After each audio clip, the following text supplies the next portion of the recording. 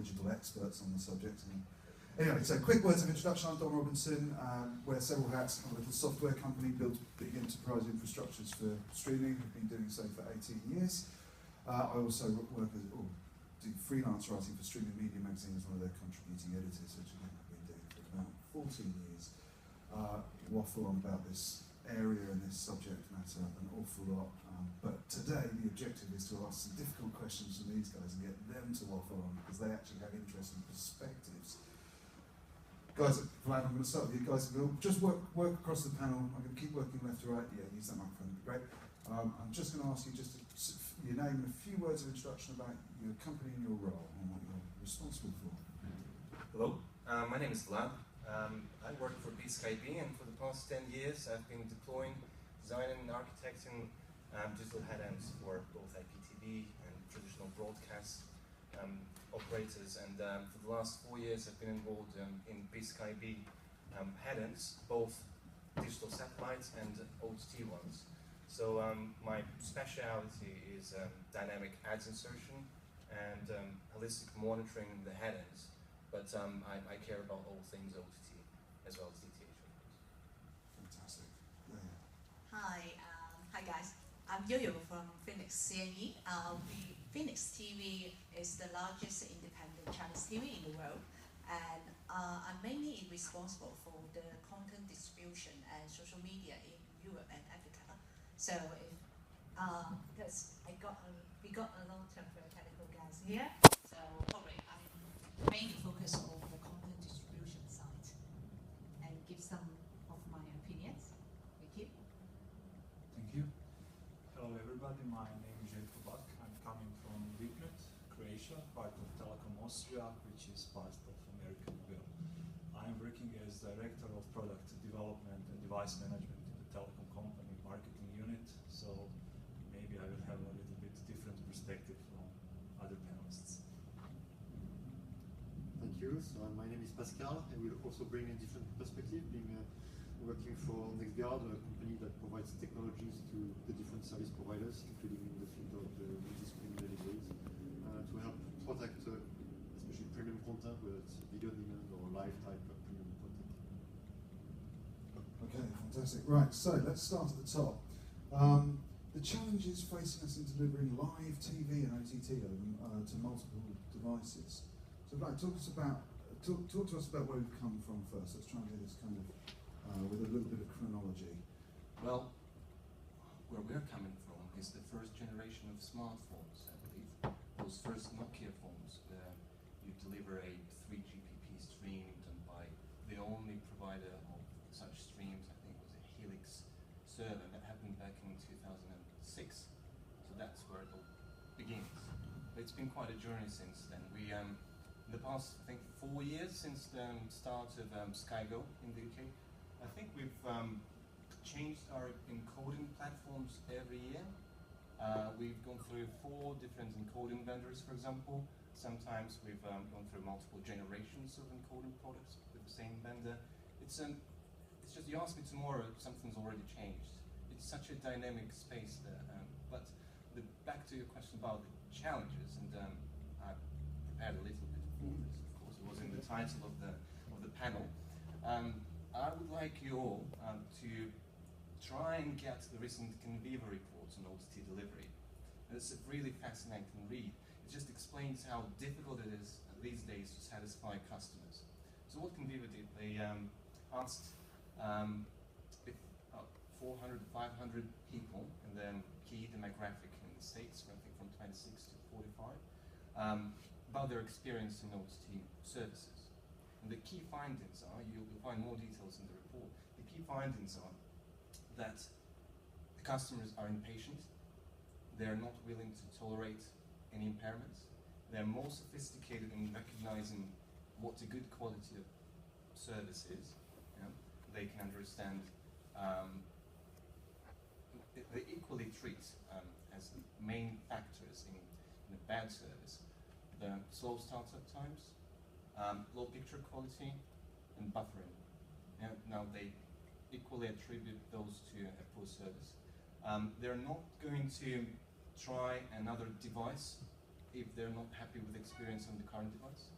So if you're a multi-service operator, if you're delivering to multiple screens, your worst performing device will affect the reputation of all other devices. So we can probably talk about this a bit more later on, but it's a complex thing these days to satisfy the customers. And the more screens you have, the more challenging job it is. So Yo-Yo, as the content provider at the top of the tree here, what does this ring true if your partners and the people who are distributing your content, or your own networks that are distributing your content, fail? Does that have a shakeout across the whole of your ecosystem? Yes. Okay. Right, next question. That's very strict answers. But originally, I was thinking about the main challenge is not just about the workflow, because nowadays we live in a world where they call it, you have the customer demands the seamless and instant content experience across all different devices. And I just listened to a talk yesterday. Now the customer demands is up to milliseconds of the videos. Kind of when they click the cake, they expecting the content show in a millisecond. That is a big challenge actually, no matter for the content provider or to the telecom giants, the levels. But what I find is, from my experience, the major challenge is not just the technology itself. It also, say, compare with the transition PTT to the OTT and IPTV delivery nowadays. We talk about TV everywhere for a couple of years now, but major content provider like Sky, BBC, us, we still use satellite as well as IP streaming. And why is that? What is the major reason behind? Is one of the big issues is the cost and the capability, the limitation of the OTT still. We still have limitations of the OTT delivery. And another issue is, of course, is demands. Where the customer demands more seamless experience, but also is who will pay for this. When we're talking about the accessibility, we're also talking about the affordability, and that is for as a content provider, we also think about what is the cost compared with the market size, what is our investment, and can we afford of this kind of development. Another issue is actually come from social media. And probably 15 years ago, we don't have Facebook, and nowadays we share content through social network. The social network is not for TV content, and not within recent years. And what I find in recent years, I probably have some software. For say, if I want to share a picture of a video through YouTube, Facebook, and now I can do that, but not the same case for the Chinese market. Can I just quickly ask a question? Sorry guys, I think we'll do it long. Who knows about WeChat? WeChat. WeChat. W-E-C-H. Yeah, I know. It's Yes, like you're a gentleman from Hong Kong. more like WhatsApp. WhatsApp, yeah. That's what WhatsApp. Well, it's more than WhatsApp. Actually, WeChat is according to the wiki, it is the largest standalone messaging apps by monthly active user.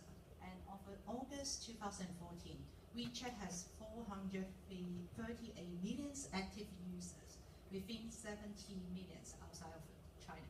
This is really big market. This is really big. Probably, why WeChat is so popular in China and outside China for the Chinese user mainly?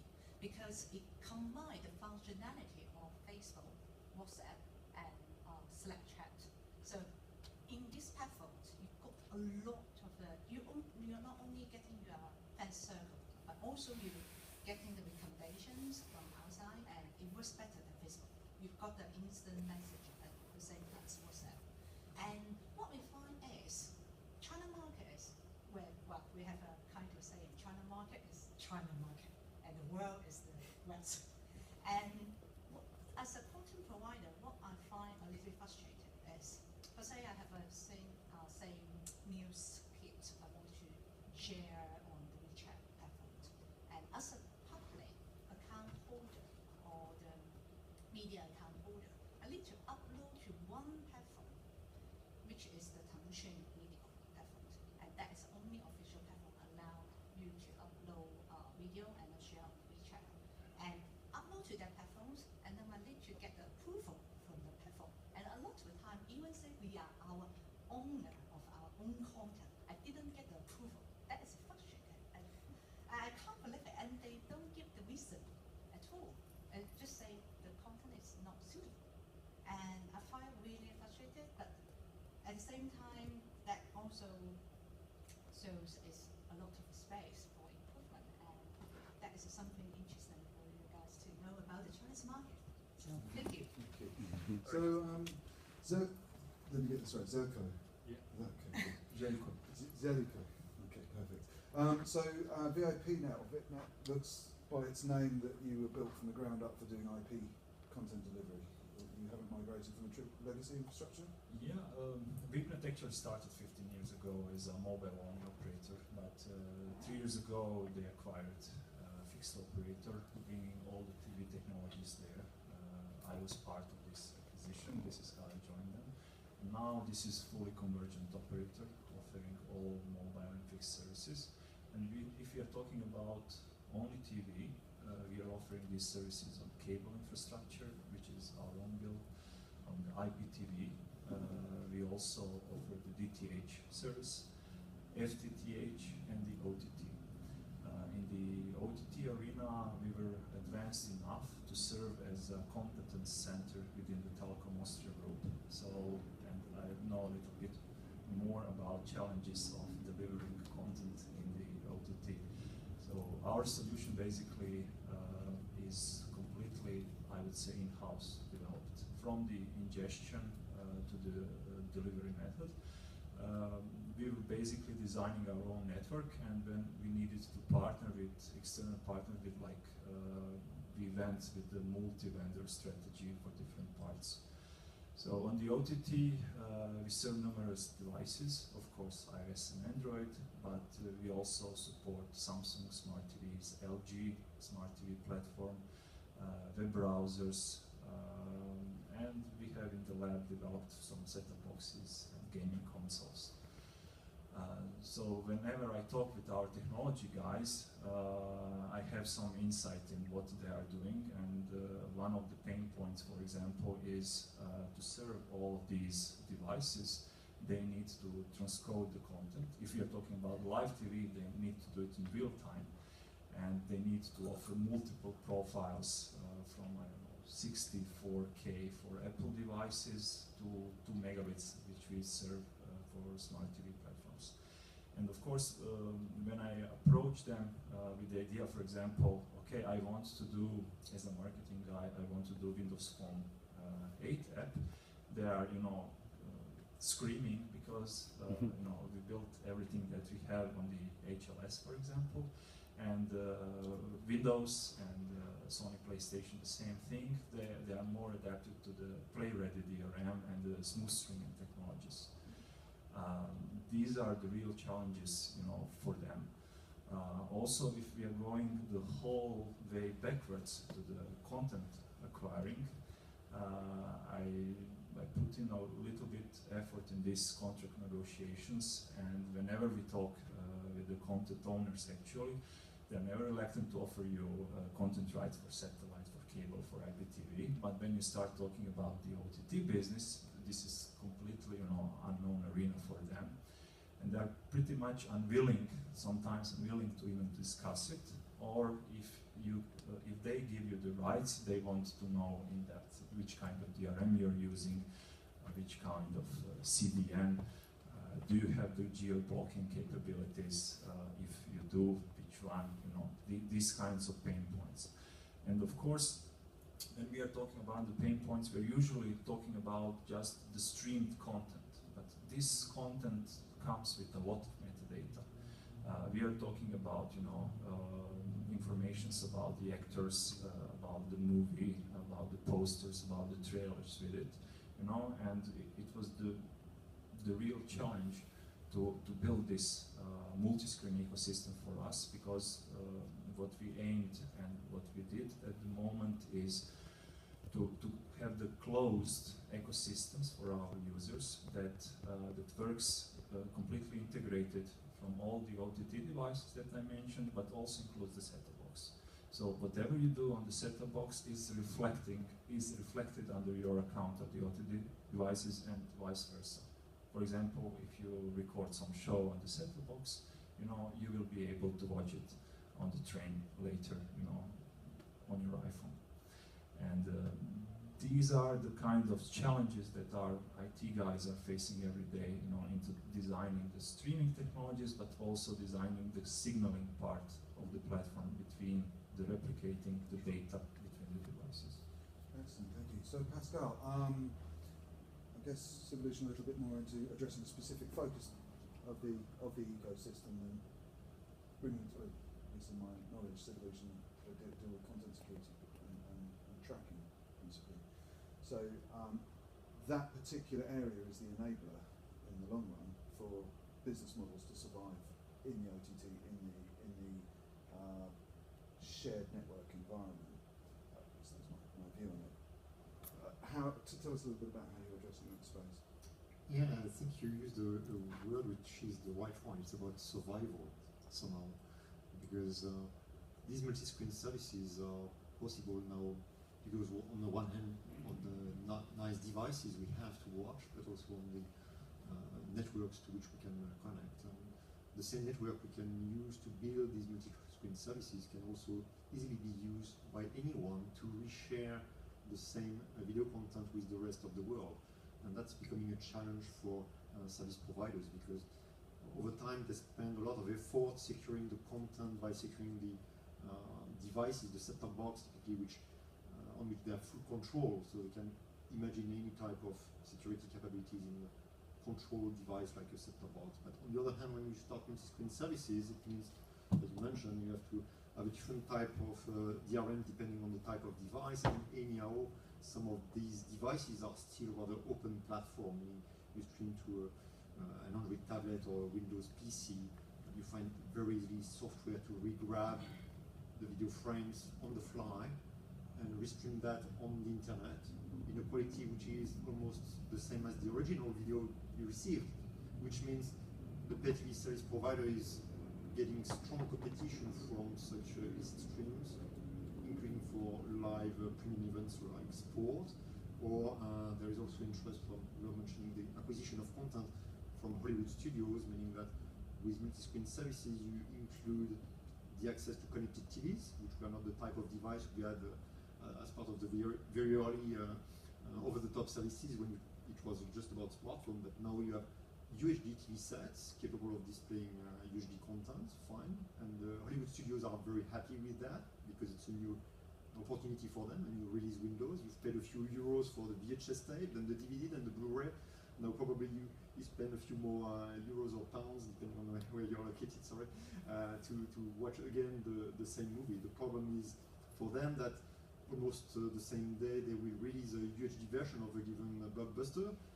It's likely that a very good quality pirate copy will pop up somewhere on the internet. So what we help the industry in order to address the survival problem is to help protect the content, not like the DRM is doing, because the DRM is blocking the access to the content unless you've paid to watch this content.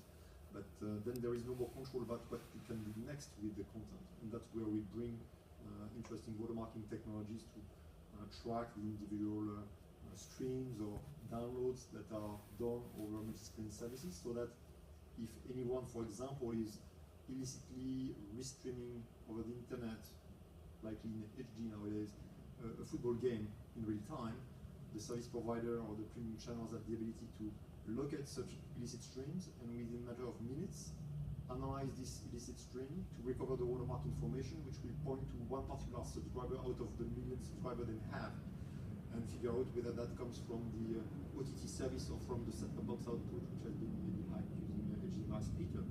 And that way, if before the end of the first half of the game, they have the means to degrade the quality of service of that particular subscriber without impacting the experience of all the others, which could be with an overlay reminding about the normal practice for copyrighted content, or potentially organizing some temporary revocation of that subscription, whatever means they want to put in place.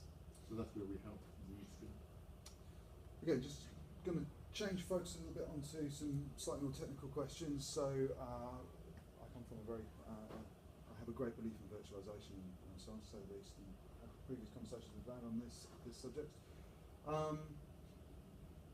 As broadcasters move into a multi-screen strategy, do you see, well, that's probably easiest just to talk from your own experience, but yourselves, have you effectively tried to replicate your broadcast workflow in a new build, in a new, more virtualized, more flexible way, or have you effectively started at the client and just built a completely new model of workflow? Do you see the OTT as a sort of second string to the same bow, or do you see this as something completely discrete?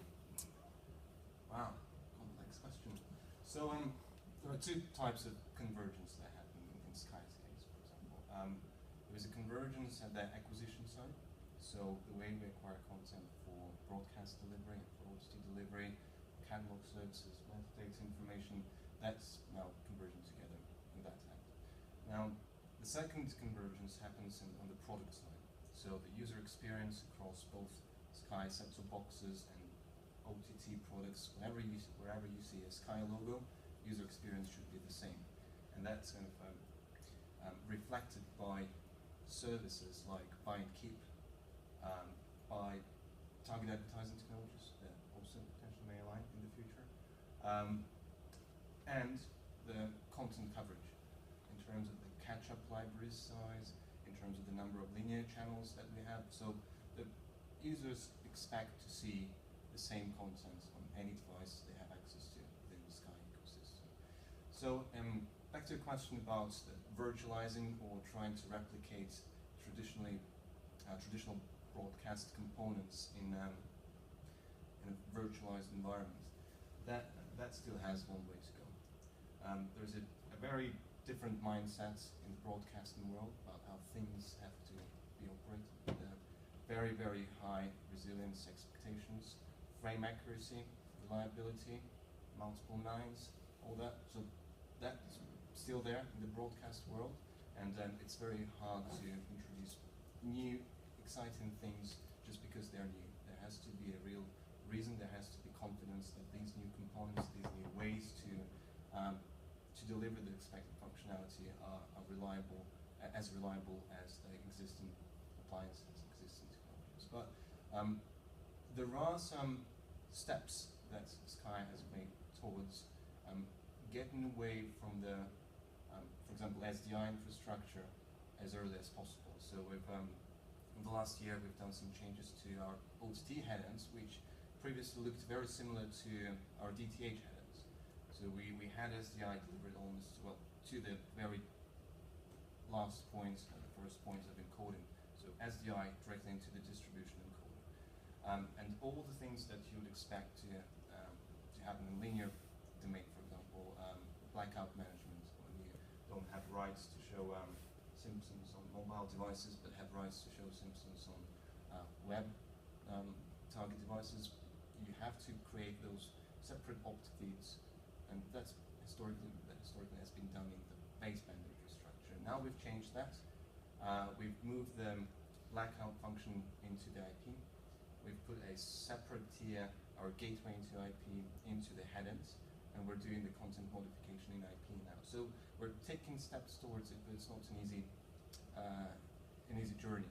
You have to have a real business case, you have to have real drivers. And for us, those real drivers were the flexibility that IP gives us. We have multiple sites, we now have a network that spans two sites and that carries those high quality mezzanine streams around, so we can modify content in any site we want. We can potentially add more broadcast facilities, more sites there, join them in a ring, do some cool stuff around that, and that flexibility that IP gives us. But back to the blackout management, now we're doing that in the IP domain. And not only we're doing this with the same level of resilience, and not only we're providing the same functionality, we've extended that functionality so we can do more intelligent content replacement, not just slating, for example. And back to the business case and the reasons why we managed to change that broadcast thinking in the OTT headings was the video quality. So with this move to IP in our headers, we've now opened possibility for third-party channels, third-party broadcasters to contribute high-quality streams to us over data networks, over data paths, instead of us downlinking something from a satellite, which comes in as a SD service, MPEG 2, 3 megabits per second, really poor experience. Instead of using that as an input, we're now able to work with high-quality IP streams. The better content you put into your transcoding farms, the better content comes out. And important message I wanted to deliver here is that Sky has chosen to standardize on 422 10-bit streams in the mezzanine domain. So when we acquire streams, we have developed a specification, so we expect third-party channels to deliver their streams in 10-bit, and the same goes for Sky internal channels. So just thinking ahead, think about high dynamic range in the future, think about HEVC maintain profile. It's just the benefits will be obvious when the time comes, right? And I think HEVC that has this 10-bit capability right to the screen, and then the demand for high dynamic range content will just it just supports the business case. So that's what allowed us to move to the IP being more flexible in OTT headers. So we're getting quite close to the end. I want to get another question and answer out of all three of you before we go. So yeah, we touched on standards there. Is standards? I know nothing about the Chinese market. Is the standards environment there similar to the European market? Are there many standards, or are you watching the standards over here evolving? Where are you guys at with standards definition and adoption in your own territory? That is a very complex. Yeah, can you do it in about 30 seconds? 30 seconds, yes. And well, we go with the market growth. That is a simple answer, because Chinese market develops so fast, and probably before we're talking about European, especially American market, the technology-wise is faster. And now in China, actually they catch up really fast. But the innovation happened there within the last 5 years or a bit earlier. It's just unbelievable, I would say. And we as a content provider, we try to catch up. But there are so many standards we have to meet, especially come to the copyright dimension we just mentioned. The OTT is very different with the IPTV and the transition satellite. So in 30 seconds more. Yeah, more not a bad answer. We are catching up, but we go with the major one, and we try to for both the European and the Chinese market, because we live in the global world. Yeah. And in the operator space, how much of a cloud are you building in-house, and how much of a cloud for processing video are you using public cloud or third